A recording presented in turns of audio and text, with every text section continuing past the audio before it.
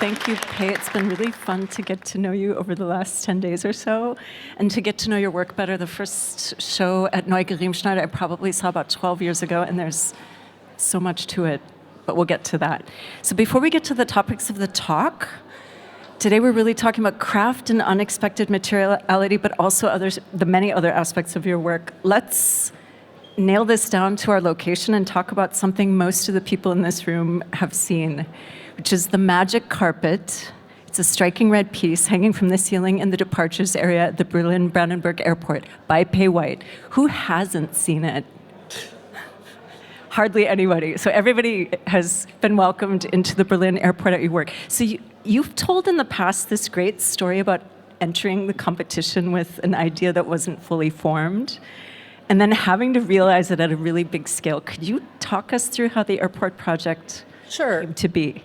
I was actually approached to submit, and they sent me a phone book size packet of information about the airport entirely in German.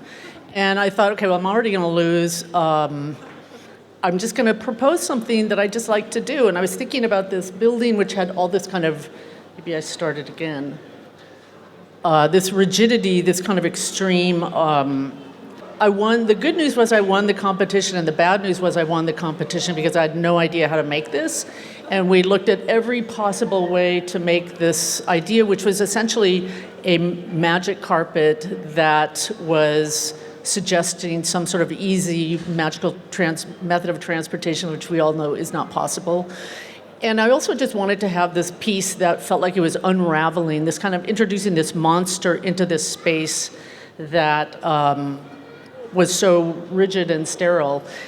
So I had this very nice fabricator call me right before I was about to let the airport know that I'd been unprofessional and I had no idea how to make this. And he had a solution. And it was this ribbon of metal. And it's very thin, it's very lightweight, it's entirely encapsulated in paint. And we literally just cut it with scissors and grommeted it with like office hole punches. And we got this thing done. As you can see, it's a very kind of casual thing, but the only dispute we had was the height. And it was very important to me that it was low enough so people could see that it was handmade, that this thing was buckling in places, and that it was a grommet, and that it was very, very simple construction. So that was a big dispute. But it was finished in 2008 and 2020, because 12 years later, I've never been 8 years early for a project, but that's essentially this is a piece. That didn't have so much to do with you. I mean, not apparently. Berlin Airport was its own story. What was it like to see it installed after more than a decade for you? I mean, I'm still shocked when I see it because I can't believe it's apparently the size of half of an American football field. And I just can't believe that we did it. So I'm still always a little bit shocked, but when I did see it, it was more the experience of being welcomed. I got off the plane and I felt like some sort of ambassador where all these people were waiting to greet me after so many years. And they used to send me Christmas cards from the airport when it wasn't even open, and it was so. And now I don't get any Christmas cards now that it's open. But for years I would get it from all these people signing it. So it was the experience was actually more shocking. But I still am a little bit surprised that it's so big and it's very light. I think a lot of things in this project will connect to all the things we're going to talk about in the next 45 minutes. But first, I'd like to talk about your ideas of craft, which I think in your case are so incredibly expanded. You make a lot of your own work in your own studio. You have works fabricated around the globe. You work across architecture, textiles, visual art and all its mediums, but it all comes down to craft, and it seems like a leitmotif. Last week, we talked about a few of your projects, and they have such a breadth, and I'd like to give the floor to you and just talk through them a bit so the audience understands all the different ways that craft plays a role in your work. I'm going to show some images of a few projects where materials and production really came into play, but I do want to sort of underscore the importance of my art education. And actually one of my colleagues, Jorge Pardo, is here, who also has a show up. And we were just talking about this. The school I went to, the department heads were conceptual artists. And so as students, we got offices. We didn't have access to glass blowing, welding, ceramics. So I've always had kind of a fascination with these kind of materials that I don't know really anything about.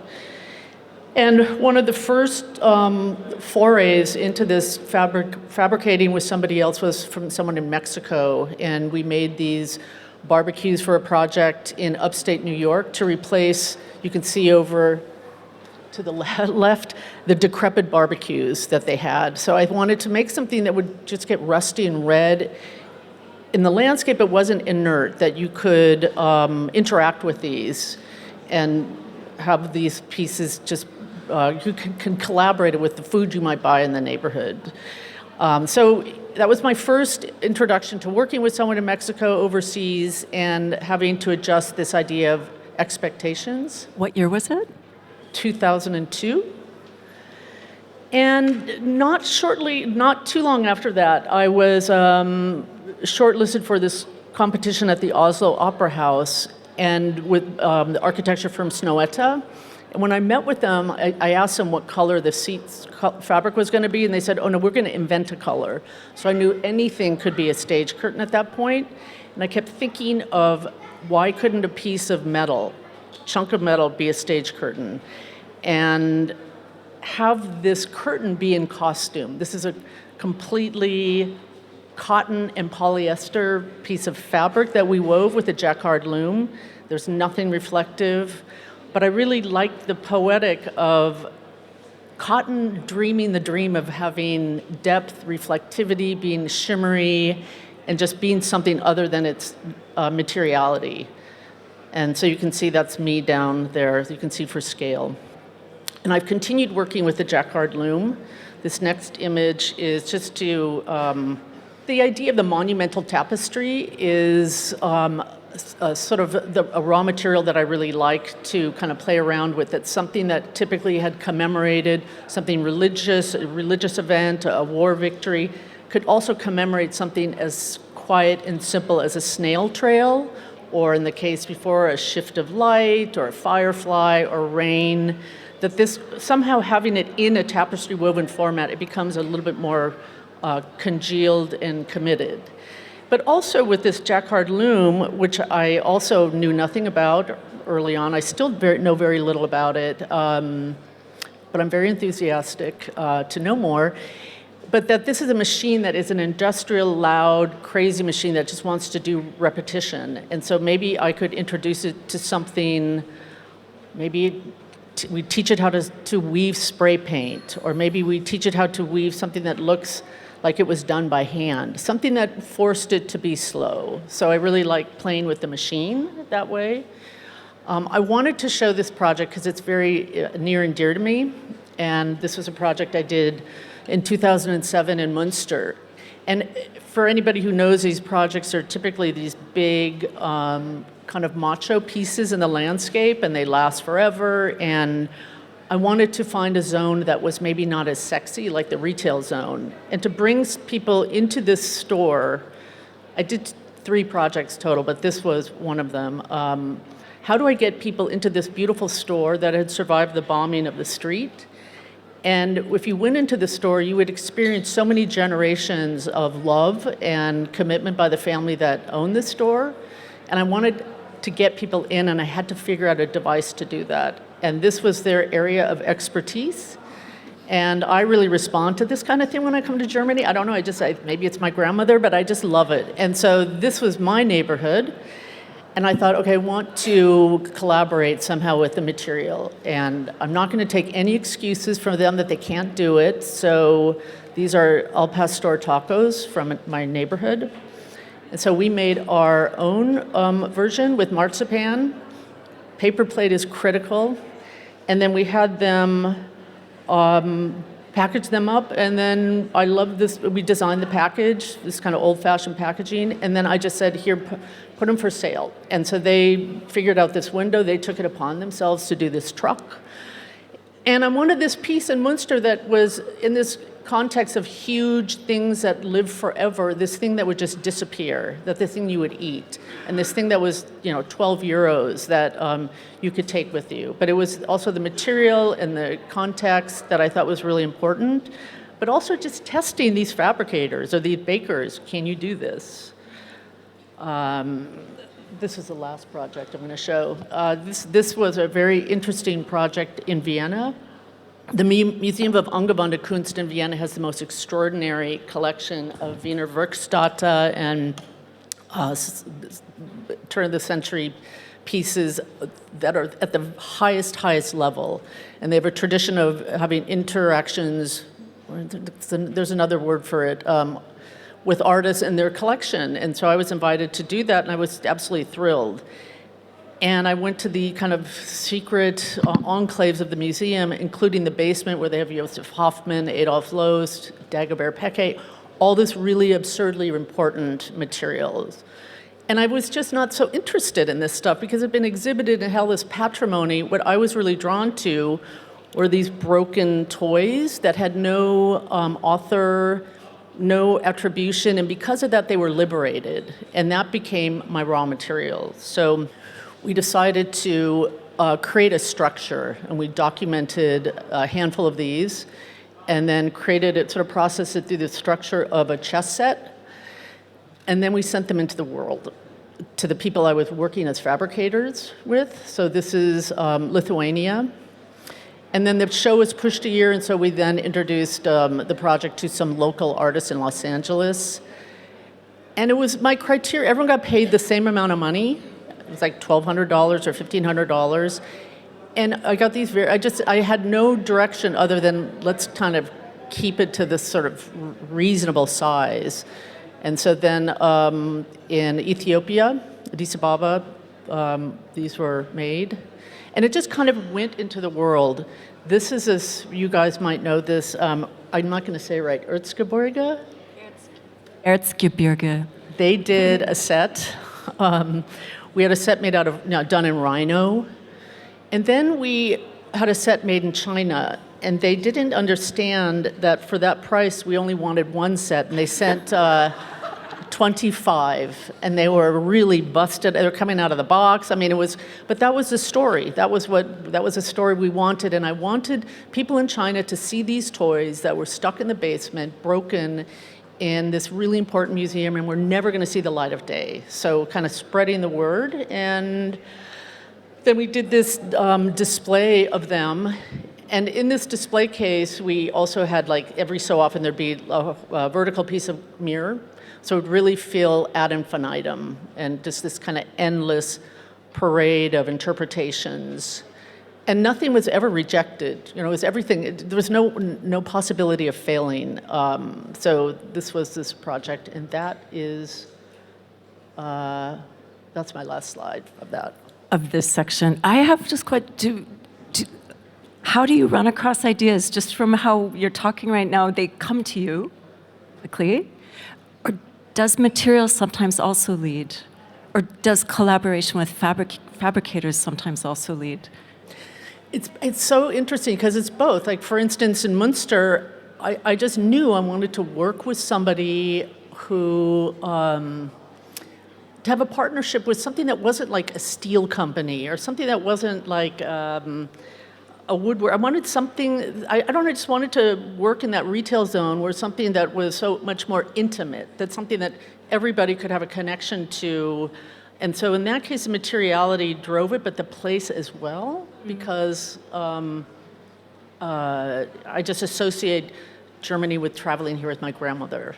So, there was kind of that partnership, but sure, materials are sometimes people who have connections. If somebody can open a door, that drives the project, because there'll be an opportunity there. But sometimes, like in this case of the mock, I felt sorry for these things, that because they weren't important, they were never going to be seen. And so that was the material, and then kind of giving these projects to fabricators and friends of friends and friends, this artist knew this artist, and this all that all at once. And when you work with a fabricator, are there very specific instructions? I mean, it seems in the Mac case you gave a bit of interpretive free rein to these different artisans all over the world, but what is the collaborative or working together, what does it look like, and how exact is it from your side? For example, in the case of the kind of tinfoil-looking opera house curtain. It depends on the fabricator. I really sometimes am dying to shed myself of sort of a art school education where you have this, very specific type of color theory and very specific ways of harmony and form, and that there's something nice about working with a fabricator who's doesn't have any idea what that means. And I find that my hand isn't the most interesting hand, but my hand in partnership with somebody else, there might be a richness there that can be explored on another level. So I do play with my tolerances. Working in Mexico, I'm ready for all kinds of surprises. But when I work with Oitzgebirge, I knew it would be better than anything I could even imagine. So it was beyond tolerances, but I think it really has to do with who you're working with, what kind of history you have. Working in textiles, I'm a little bit more precise, too. And you have long-standing collaborations with different looms. Yeah, and I know what they can't do, which also maybe makes us try. But the limitations can be the very thing that is also the raw material. So, has any material ever kind of pushed back and been Sugar. difficult? Sugar. Hard sugar. Can you It's briefly tell because us? it's so sensitive to humidity. It's so it doesn't stay like glass at all. Sounds like it. I mean, marzipan is fine, but no, trying to work with sugar as if it's a piece of glass is a very hard thing. That's why they have marble slabs, for sure. Let's talk about unexpected materiality, which is very much on view at Neugeriemschneider's Christinenstraße show. Open tonight or today, open all weekend. Please go see it. It's an absolute joy. Let's talk about the show, and we could start with just the title, Push Me, Pull You. This would be a good time to bring this up. The next slide shows a Push Me, Pull You. So there's a movie when I was a kid called Dr. Dolittle, where this man had the ability, he was a vet, and he had the ability suddenly one day to talk to animals. And that was my fantasy as a kid. And this particular animal, which was the rarest animal of all, was a push me, pull you. And the reason it was rare was because when it was sleeping, one head would stay awake, so it evaded capture. And it was this mythical creature that was part Abyssinian, chamois, part Asiatic, llama, and descendant of the last unicorn. And I really liked for the title of the show that it also represented sort of ambivalence. It represented kind of a neither nor, a kind of a circularity, and sort of a fantastic, impossible thing. And so throughout the show, should I just kind of go into the exhibition? Yeah. All right. So that was just my title, and just thinking of this kind of circularity or lack of resolution. And so I decided this particular space that the gallery has sort of three defined areas. And this one area is so huge and sort of overwhelming. I thought I'm going to do the smallest, most intimate experience in this particular space. And so you see these little pieces on the wall. And for me, they're extremely powerful once you see what they are. And it's these thread pieces, they're not embroidery, and it's not on fabric, and it's this very specific thread work. And I've been working with an indigenous group outside of Guadalajara called the Radica, and they typically work in a motif that is more for ceremonial purposes and might represent deep symbolism, and they practice animism, peyoteism, and they do this thread work during peyote ceremonies, but typically using blue deer and corn. Peyote itself is a symbol that's used through. Anyway, I was introduced to them by the same person who did the animal barbecues over 20 years ago, and we just did a test, and I thought, I'm not going to really art direct them in any way. I'm going to provide them with images, and I'm going to let them do what they do. And so you can kind of see, I also didn't want to interrupt something, what they embrace as a culture, being animals and the symbolism for them surrounding these animals. And I figured they would be familiar with butterflies, and I wasn't going to bring in, Super Mario Brothers or something stupid. And so then you can see that what I really love in these pieces is when they can't find a color on the palette, this is cotton, they will make up a color by twisting two colors together. And to me, that level of commitment, rather than saying this is all I have, that level of commitment is so poetic and touching to me. It's just been a really fantastic thing working with them. So these very small but inner world pieces are throughout the main room, or the big room, just a few other images. And this kind of mania, I'm not asking for this, and I'm not ever going to tell them never to do anything that they do. It's a very interesting collaboration. Everything they do is perfectly right. Just to say, there's no ever possible failure. And there's a few other bigger pieces I'll just show a few images of in another room. These are also quite topographical. I mean, there's one surface, but there's slight variations, so they're absolutely fascinating to look at. I mean, for me, you walk into the room and you see the larger circular butterfly images, and they look like paintings from far away. Mm-hmm. And you get closer and closer, and there's this moment when it flips, and you understand what's happening, and then it becomes a landscape almost that you enter. Yeah, there's an interesting thing that happens with, you can kind of see where it hovers between abstraction and very deep representation, which I really like. It's like that critical distance of 5 inches, and that's where I think it all happens, in that 5-inch variable. Was this planned, or was it an accident, or were you really that flip? It's not really planned. I can't say I can, I really don't want to bring my art school anything, God forbid, into what they're doing. I mean, all I know is that, I create images that in some cases I introduce broken glass or broken mirrors. I wanted to have this broken butterflies surrounded by sharpness and shards and geometries.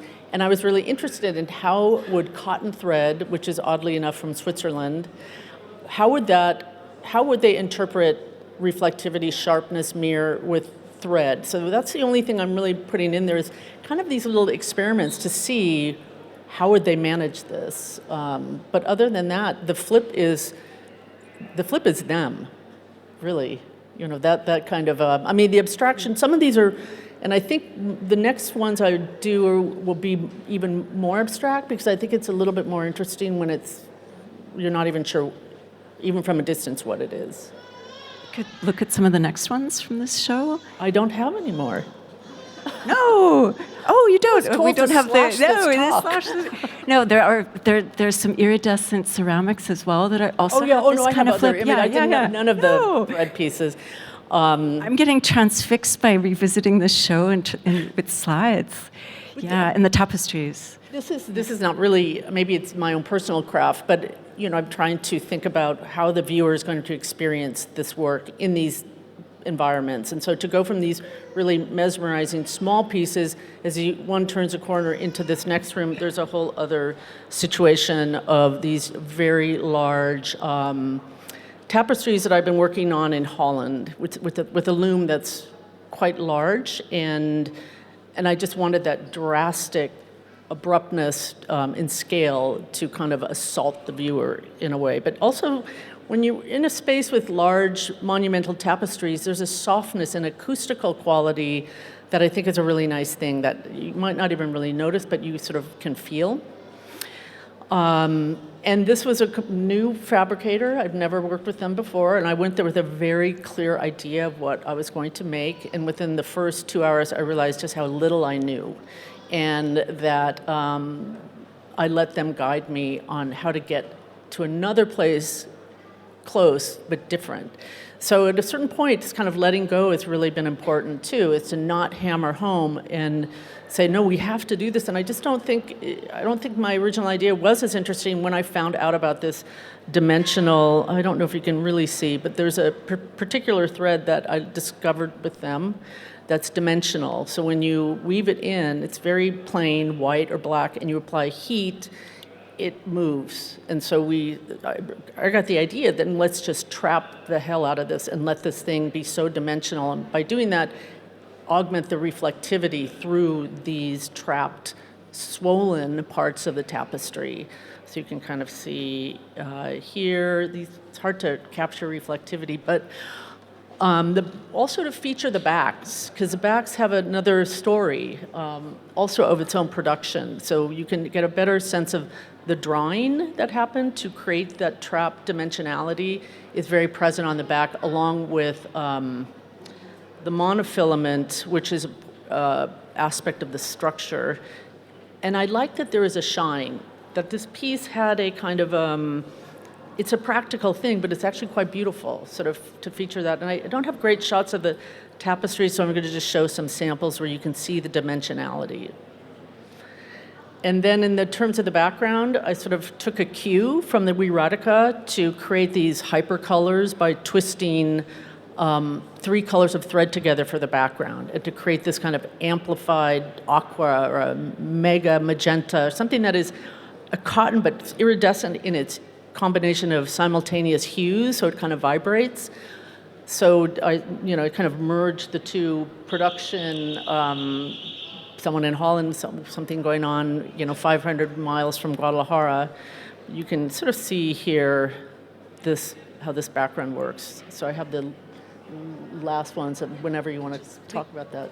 I think I'm going to ask you kind of overall questions about the whole show, because what's so fascinating is how certain ideas kind of weave all the way through. Yeah, although we could talk a bit of like this, what's it like working with a new loom? It's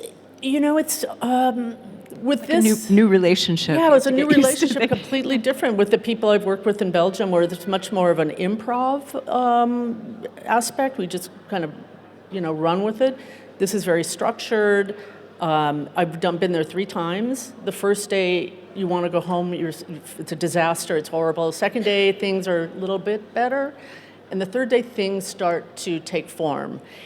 But it happens every single time. The first day, I want to go home in tears, because my idea is just not weavable. And then we find something fantastic. So for me, because there's a significant cost here, there's a little bit more anxiety, because you're there for 4 days, and it better not be, day 4 better not look like day 1. And so there's some sort of angst, at least for me, each and every time. And you think by now it wouldn't be fear-inducing, but it is.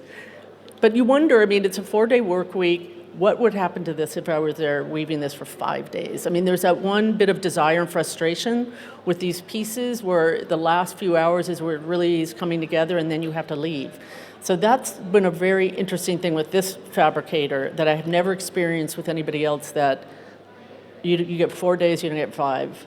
And quick question on process. So you send them digital files of your idea beforehand? And then you show up and you work through these difficult days until you get it right in terms of texture. The first time I went there, I sent them something that was supposed to be entirely silver. And I thought that by using different weave constructions, we would be able to suggest dimensionality, and it just looked really terrible. So that first time, I sent them a very clear image, and what we wove was different. And then the subsequent trips have been within the realm of what we realized the first trip. I guess the flies are different, but yeah, I send them an image, and so they can order threads, and we talk about it. It's really different than the spontaneous aspect of Belgium. Very different. You've said in conversation with me, you've said that works are never done. Are you just happy after that 4th day after all?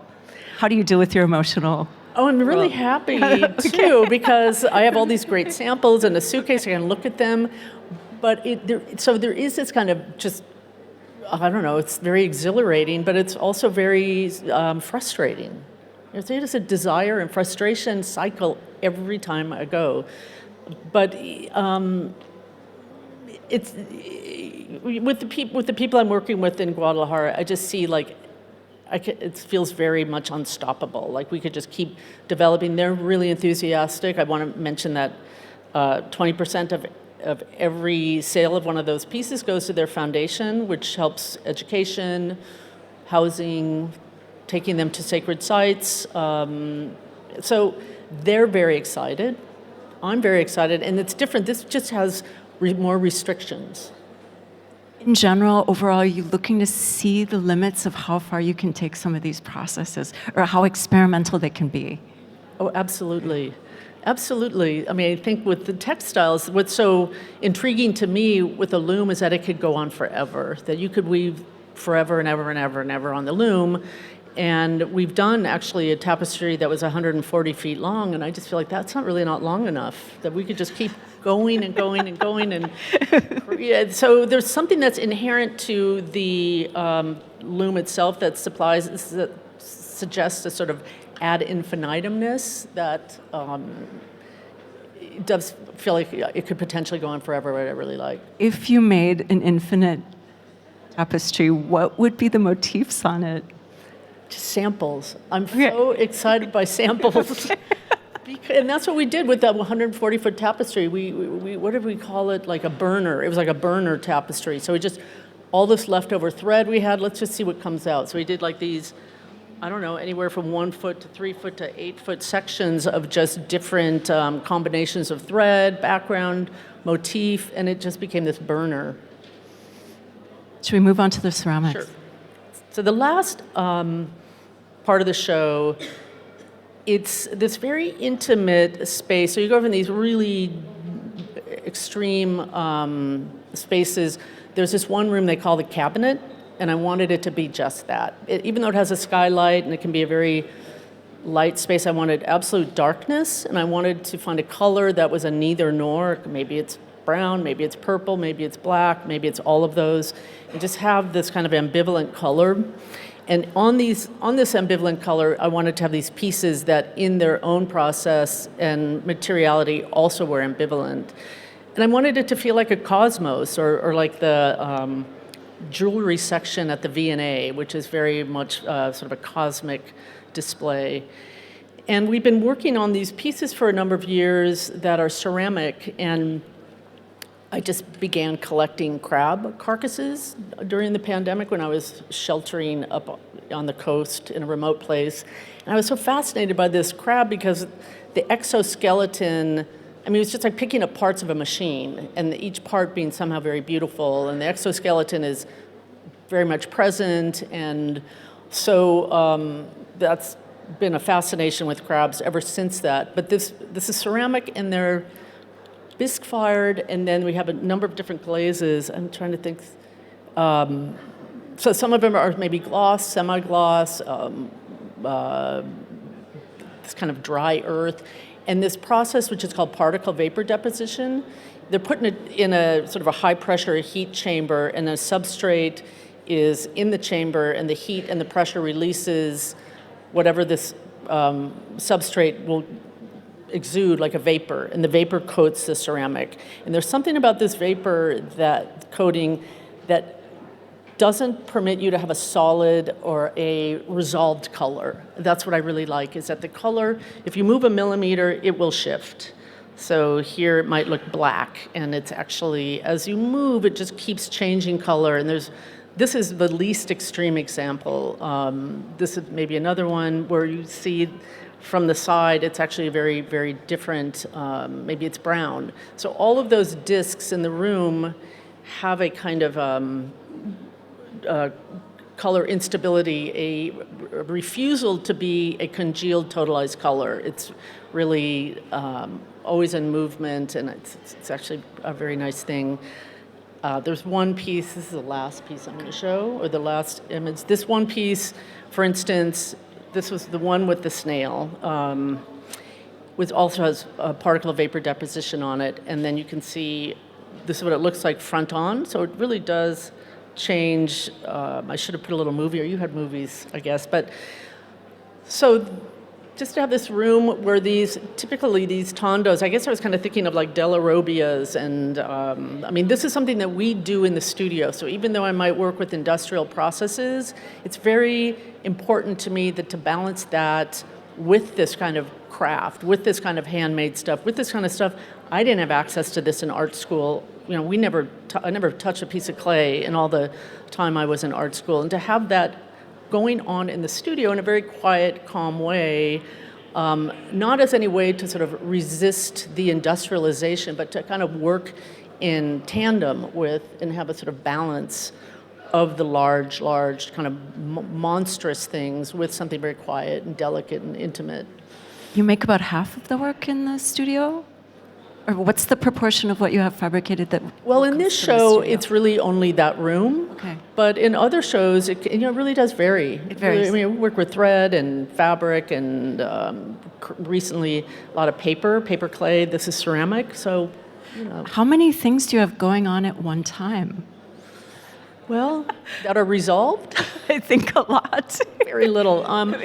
We work on some very large scale, like for instance, the project in the airport, which, you know, these are very cumbersome, legal heavy, contractor heavy, boring heavy projects that we have kind of going on any, you know, and it's a very depleting thing to be on these meetings and look at plans. I like to do it because I don't really have the money to make giant things like that piece in the airport. And I like to work with architecture.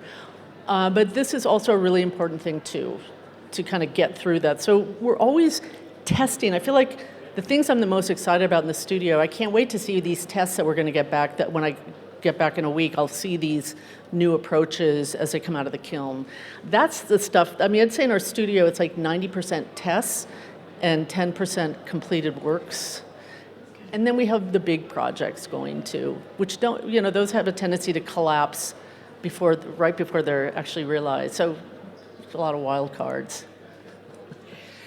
Through all the things we've talked about and all these works that we've seen, there's, to me at least, such a fascination with the interstitial.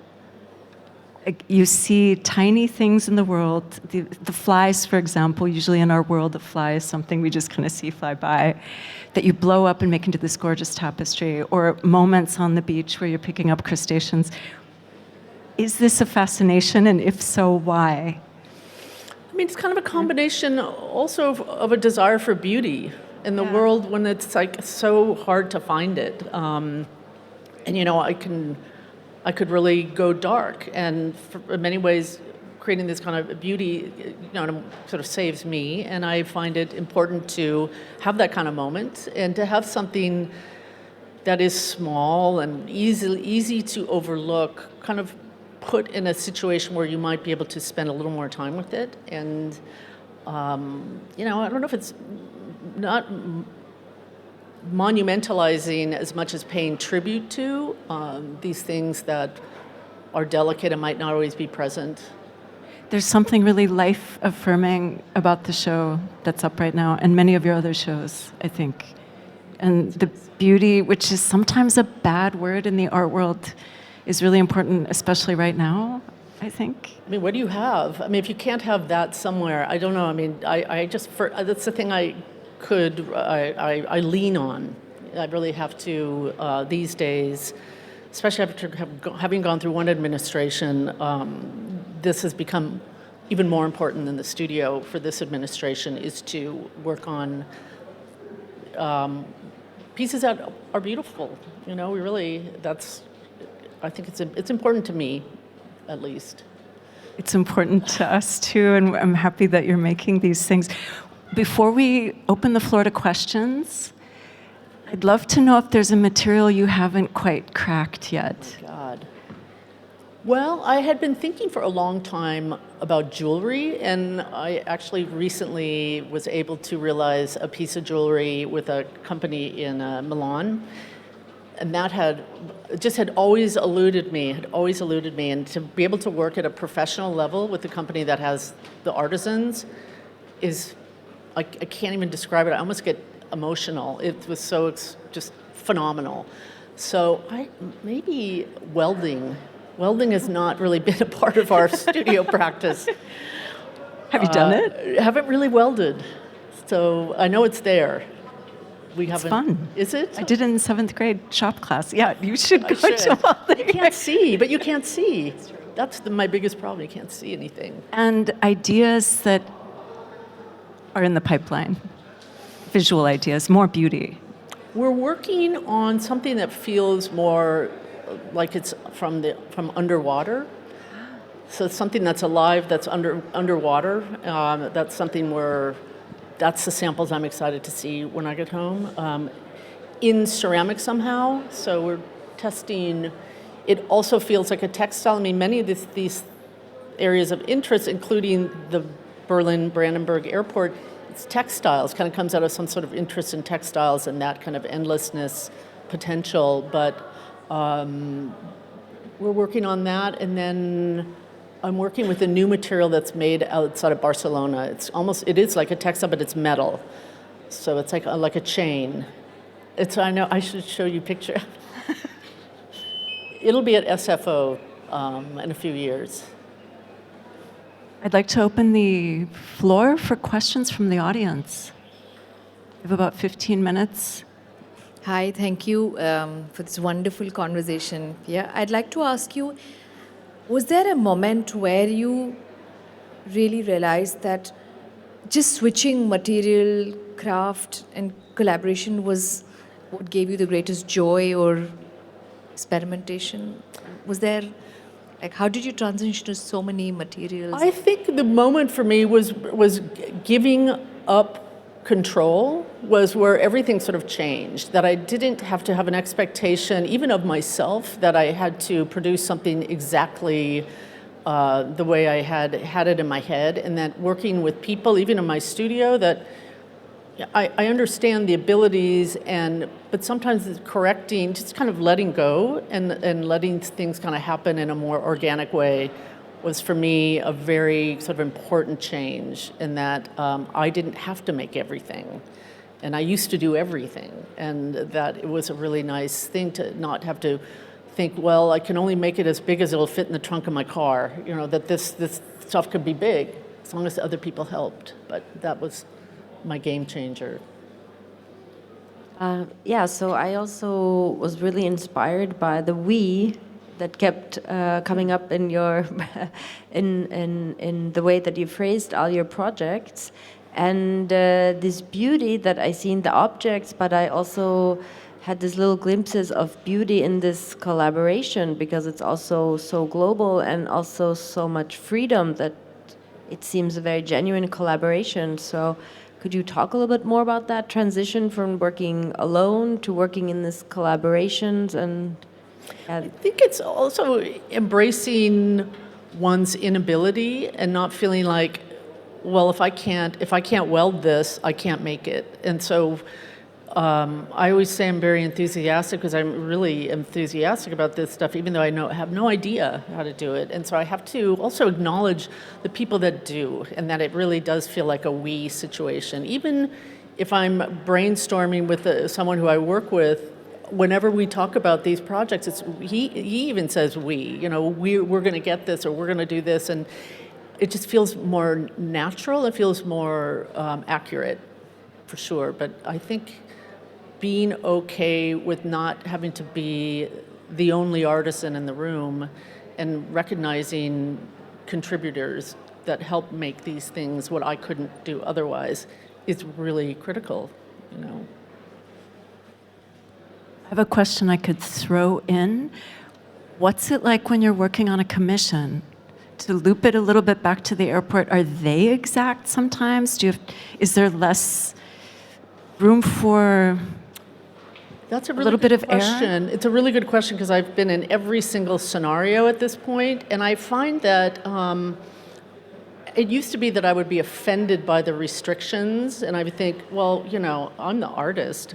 But now I actually find that to be information that's a deeper sight question. I mean, I've had projects where the dysfunctionality has become this hidden subject matter, and that sometimes having these restrictions and finding the solution, this project at LAX, I thought we were at an absolute impasse, and we sat there for like 4 hours, a team of us, and all of a sudden the idea came to all of us all at once. And it was kind of I hate to say it, but kind of a fuck you to the airport, who had done nothing but put up roadblocks, and it was just, everyone was just euphoric. And so the restrictions were the thing that drove the most interesting aspect of that project for me. So I sometimes now find the restrictions and embrace them, or in some case, I find myself, like currently, this material that's metal, kind of outside of Barcelona, there's an inherent adaptability. So I know that these are big moving machines, they're always changing, that this piece has this ability to undulate in response to changes on site. And that's been actually a pretty good thing. But yeah, they're I mean, there's a lot of we in that too. it's an absolute It's all we. It's so big, it can only be a we. Hi. So you you showed us projects that are very big and very small. And I wondered if you had a preference, but also how, I don't know, kind of materially, aesthetically, like how you have to change an idea, right? We know that you can't just scale something up and it's still going to look good, or bring something small, you know? Like, I just wondered a little bit, like what kind of choices do you have to make when you change, you know, when you're doing something in different scales? I mean, sometimes it's just like for instance, those pieces that are in the cabinet room, that circle reflects the maximum size that chamber can accommodate. And so, unfortunately, I have yet to find a chamber I hear NASA has one, but they're probably not gonna let me use it. The restrictions are the thing that determine the form. So sometimes it's the material itself can't handle it. Like we worked with this paper clay that is incredible and very persnickety. So sometimes it's a material that just can't handle certain conditions. So you know, we adapt, and sometimes it is those limitations that are the thing. Like I think these circles are quite beautiful. Had they been in another situation, they might be squares, and I would never have thought of doing a circle. So it's kind of like that. You know, that restriction allowed the pieces to take a certain shape. But I'm still looking for that big chamber, because I think I have some ideas to do something bigger, but it is recognizing the limitations and how far you can go with the material. Hi, thank you for the insights into your process. That's really inspiring. I just had this spontaneous thought of, while you were working with all these different materials, is there any moment where you got an insight into a material that you didn't have before that made you curious and made you maybe want to spend more time with this material to go even further? Thinking through making in that way, where the material inspires you to further ideas. Have you had that? I mean, if so, sometimes it's a complete misunderstanding of what I'm looking at, and I think that I thought it was something, and it's really something very different.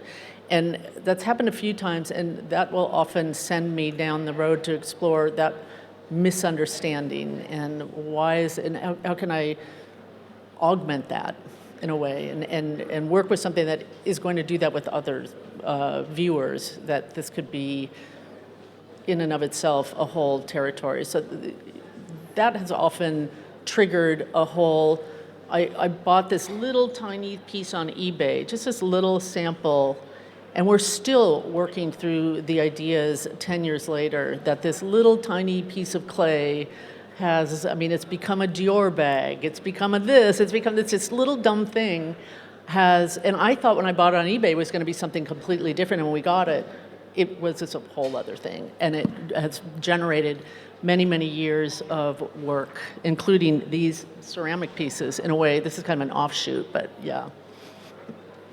It sounds like you're really persistent and you take things all the way as far as they can go. To exhaustion. To exhaustion. But it's also fun. Yeah, it's fun. Yeah. I mean, this is just so much. When I hear all these friends of mine are retiring, I'm like, my God, there's so much to do. So much materials to see. out there. Yeah, things to experiment with. So much sugar to play with. So much sugar to play with. We'd have time for one more question. Ooh, we have two? We could do 2. Yeah, hi, I really enjoyed the talk. Thank you for that.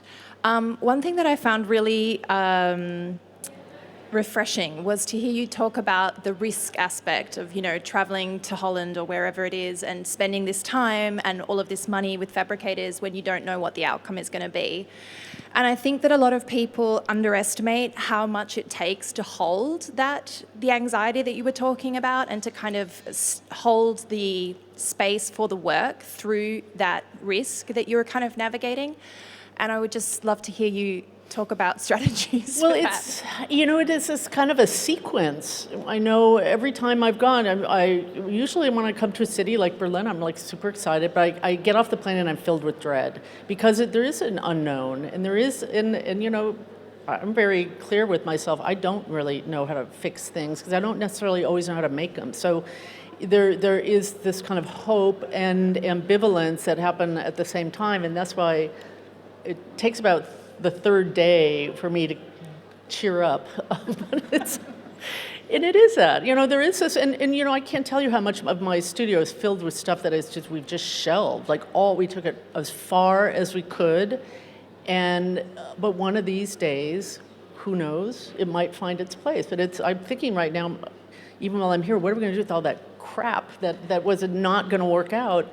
And I had plans for this show that I just really scrapped. And anyway, that's not really answering your question, but there is a lot of trepidation and dread, but that's kind of, things, you do things that make you uncomfortable because hopefully there's some beauty or something exciting there. There's a lot of unknown, just throwing yourself into that unknown, but the cost is real. That's the thing, the cost.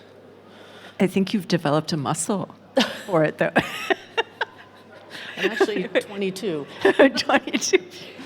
One last question. Oh, no. Oh, no. He doesn't need a mic. Jorge will give you a mic. Oh, no. Oh, no. No, I'm not supposed to ask questions, but I have just one.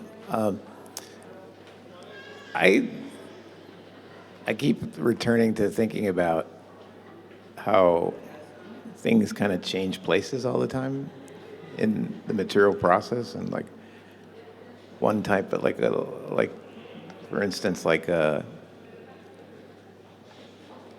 curtain, like cotton is standing in for metal, just as one example, and because of that, I was thinking it was really interesting. You said like that, how like almost anything could become a material for you, and like a conversation or meeting or a place you find or something like that, like the work in Venice, but in Munster. And I was wondering, do you ever think about what happens when you do that? How would you unpack it? I just have been unpacking it for the last 45 minutes. You've been giving examples of your choices, but I'm really interested. It's like, how is that material different than what it's not? What are the opportunities for it? How are, is it held together by language? Well, sometimes Versus it's also challenging what I mean? the source of the material. So, for instance, the first metallic, crumpled tinfoil tapestry I did was in Mexico with a loom that was all done by hand, and they were. How do you make this situation reflective?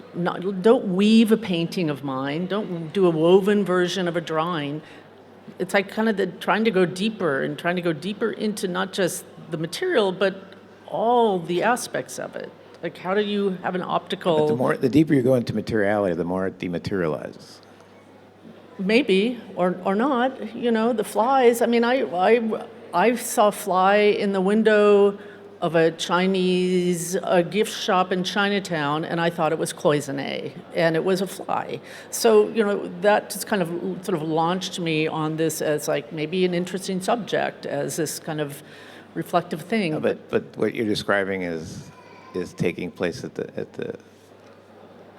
the performance of an image, let's say, or something like that. Like you misread what something was. You misread the image of like something as an image of this, but it's actually something else. But I think what's, again, returning to the kind of the stupid part of my question is like, what constitutes a material for you? Since what it could be is anything. How do you hold that together in your head? Anyway, that's it. You could be my material.